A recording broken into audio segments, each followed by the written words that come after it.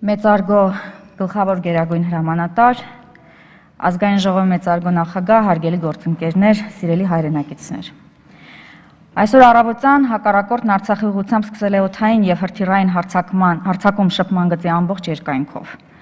Վերջին ժամանակաշրջանում Ադրբեջանի ագրեսիվ հռետորաբանությունը, լայնամասշտաբ զորավարժությունները, ԵՀԿ-ի կողմից առաջարկվող մոնիթորինգի մշտադիտարկման մեխանիզմներից հրաժարվելը ոչ այլ ինչ են, քան ակնհայտ վկայություն այն մասին, որ այս ամենը ծրագրավորված, նախապես ծրագրավորված հսկայածավալ սադրանք է, ինչն ուղղակիորեն վտանգում է տարածաշրջանային խաղաղությունն ու անվտանգությունը։ Քաղաքացիական բնակավայրերի ու ենթակառուցվածքների թիրախավորումը, հուլիսին Բաքվում ցույցերի ժամանակ մահ հայերին վանկարկումները, Մեծամորի ատոմակայանի հրթիռակոծելու պաշտոնական սպառնալիքը աղաղակող փաստեր են այն մասին, թե ինչու ենք մենք հայերս խոսում էգզիստենցիալ իրավունքից, ապրելու իրավունքից եւ ադրբեջանցիների կողմից հայերի նկատմամբ էթնիկ ատելությունից։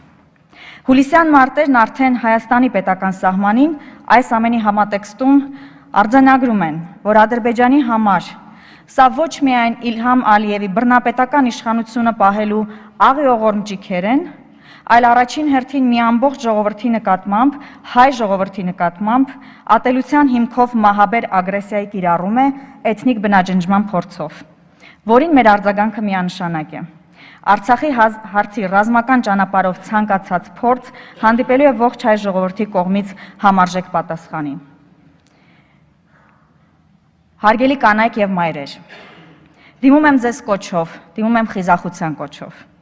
Անհրաժեշտության դեպքում լինելու ենք մեր զինվորների կողքին առաջնագծում։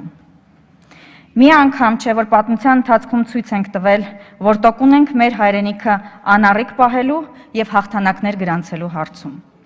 Հարգելի գործընկերներ,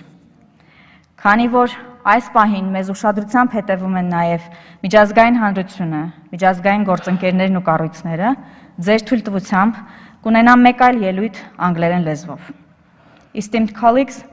as far as international community is closely watching the developments over Nagorno-Karabakh, I will deliver another speech in English, addressing it to the international community. In a well-planned and coordinated Azerbaijani offensive against Nagorno-Karabakh early Sunday morning, weeks and months of mounting tension has manifested into outright fighting,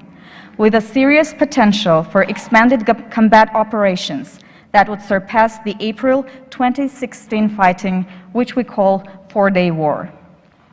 And while the situation is grim, with little sign of de-escalation, the threat environment is heightened by an even more assertive Turkish posture,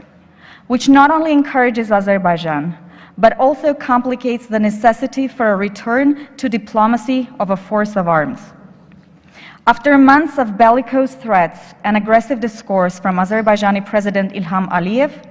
in the early morning hours of Sunday, September 27th, the Azerbaijani armed forces launched a coordinated military offensive targeting military positions and civilian areas in Nagorno-Karabakh. This sudden offensive opened with a preliminary massive artillery and rocket barrages that was then followed by an assault on the areas along the line of contact between Karabakh and Azerbaijan that involved the use of armored units in support of an infantry ground assault that was bolstered by the deployment of over 24 UAVs or military-grade drones. After inflicting the initial damage and casualties in the surprise attack at dawn, later in the morning, Karabakh defensive units were able to repulse the offensive, destroying at least 3 Azerbaijani tanks, armored personnel carriers, and downing several weaponized attack UAVs.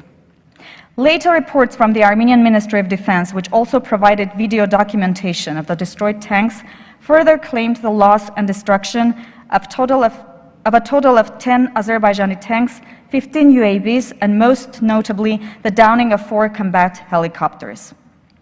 Despite the shared threat from the global public health crisis over the coronavirus or COVID-19 pandemic, Azerbaijan chose this especially vulnerable time to attack. This is not an isolated incident, however, as this new offensive follows a similar attack in July, now seen as part of a more pronounced pattern of using the military forces of arms to attempt to impose a resolution to the Karabakh conflict by force rather than through diplomatic negotiations. And in this context, Azerbaijan has only revealed that it now stands apart as the primary threat to regional security and stability in the wider South Caucasus. Moreover, the coordination and logistical preparation necessary to conduct this latest offensive by Azerbaijan only demonstrates that this latest round of fighting was a calculated and planned act of aggression. Beyond the surprise nature of the attack, Azerbaijan's targeting of civilian areas and population centers in Karabakh also demonstrates their flagrant disregard for the standards and norms of international law, while raising new concerns over possible war crimes and other abuses by the Azerbaijani regime. And although Armenia has emerged as a fully respected and legitimate democracy, the nature of the regime in Azerbaijan, whose political legitimacy is founded not on free and fair elections, but is derived from family tradition and genetics, with power passing from father to son through the rule of the Aliyev dynasty. An interesting and undeniable aspect to this latest Azerbaijan attack is the fact that each and every modern Azerbaijani leader, up until current President Ilham Aliyev, has either come to power or fallen from power solely due to events on the Karabakh battlefield. This only shows that by resorting to force and resuming war is a risky gambit for the Aliyev family dynasty in Baku. Thus, despite years of commitment to diplomacy and concern for peace talks, Armenia and Karabakh now stand alone, with no partner for peace and little hope for sincere or serious negotiations with Azerbaijan.